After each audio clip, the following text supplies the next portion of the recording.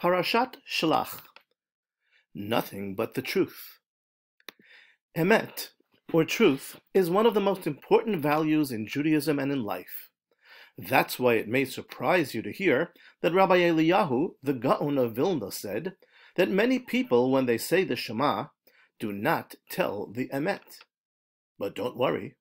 What he meant was that they pronounce the word for truth as emes or emet on the first syllable, which is called mila'el, rather than emes or emet, which is known as milara when it's on the last syllable.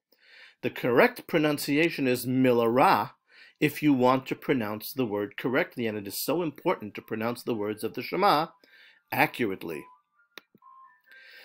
The first Rebbe of Chabad, Rabbi Shner Zalman of Ladi, was only 13 years old when somebody asked him, what is the only pasuk in the Torah which both starts and ends with the same three words? Without pausing, he replied, it was when Moshe Rabbeinu did not say the emet. What, you are thinking? How could we even think that Moshe Rabbeinu would not tell the truth?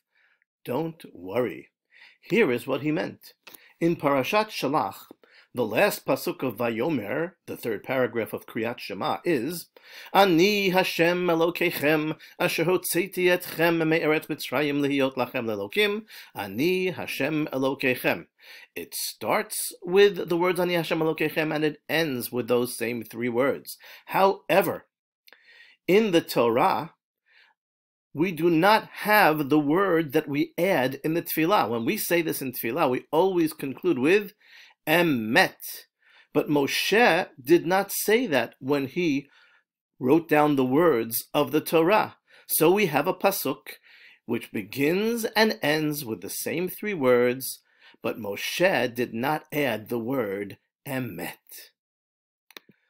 The theme of emet is also extremely important in Parashat Shelach and the sin of the Miraglim. The 10 evil spies who discouraged Bnei Yisrael from entering Eretz Yisrael totally misused the idea of truth. First, Rashi explains, they used a little bit of truth at the beginning of their words just so that Bnei Yisrael would believe their lies. They said that indeed the land of Israel was flowing with milk and honey, but then they added the word ephes, which here means however. And they began to argue against entering the land, saying that the people there were too strong and the land was too harsh. Why was it that the Miraglim twisted the emet and discouraged all of Bnei Yisrael?